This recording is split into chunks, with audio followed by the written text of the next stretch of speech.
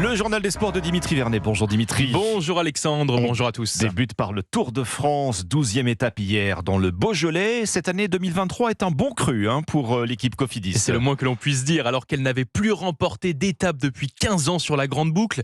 La formation a brisé la malédiction il y a 2 semaines et a récidivé hier avec une nouvelle victoire signée Yon Izagirre, un succès en solitaire du coureur basque qui a fait vibrer toute son équipe Cofidis, dont son manager général Cédric Vasseur au micro européen de Martin Lange. Plus les kilomètres passaient, plus le cœur montait en pulsation, beaucoup d'émotions. C'est vraiment une nouvelle délivrance parce que parfois on peut dire une victoire c'est un coup de hasard, 2 victoires c'est jamais le coup du hasard, et puis c'est 2 superbes victoires avec 2 coureurs de très haut niveau. Le manager de l'équipe Cofidis, Cédric Vasseur, au classement général, pas de grands changements. Jonas Vingegaard est toujours en jaune, suivi de près à 17 secondes par le jeune Slovène Tadej Pogačar.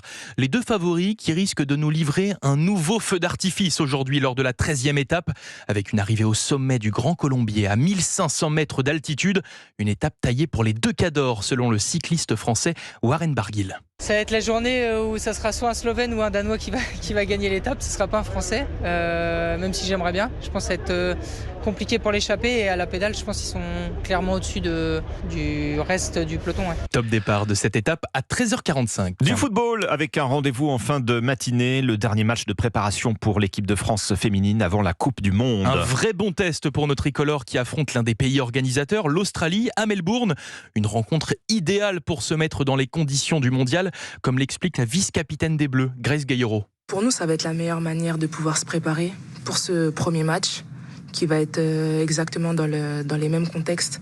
En termes de préparation, je pense que c'est le top. France-Australie, coup d'envoi à 11h30 heure française, avant la Coupe du Monde qui débute dimanche prochain pour nos Bleus. On termine par du tennis, Dimitri. On connaît maintenant l'affiche de la finale dame de Wimbledon. Marketa Vondrousova, Ons Jabeur. Les 2 joueuses ont obtenu leur ticket hier, synonyme pour la Tunisienne Ons Jabeur d'une 2e finale consécutive à Wimbledon. Finale qui l'an passé a rimé pour elle avec défaite. Elle espère donc bien prendre sa revanche cette année. Écoutez. Hyper contente, c'est formidable de refaire le même parcours que l'année dernière, mais voilà, j'ai pas encore fini, il y a encore un match à jouer, j'ai beaucoup à apprendre de l'année dernière, ça va beaucoup m'aider à jouer cette finale, mais voilà, une finale c'est à jouer donc, et à gagner, donc je vais la jouer et gagner. Ons Jabeur au micro européen de Bruno Cuas qui annonce la couleur pour cette finale. Finale, c'est également l'objectif du jour dans le tableau masculin. Novak Djokovic affronte l'Italien Yannick Sinner à 14h30, suivi par cette rencontre choc entre le 1er et le 3e au classement mondial, Carlos Alcaraz, Daniil Medvedev. Merci Dimitri.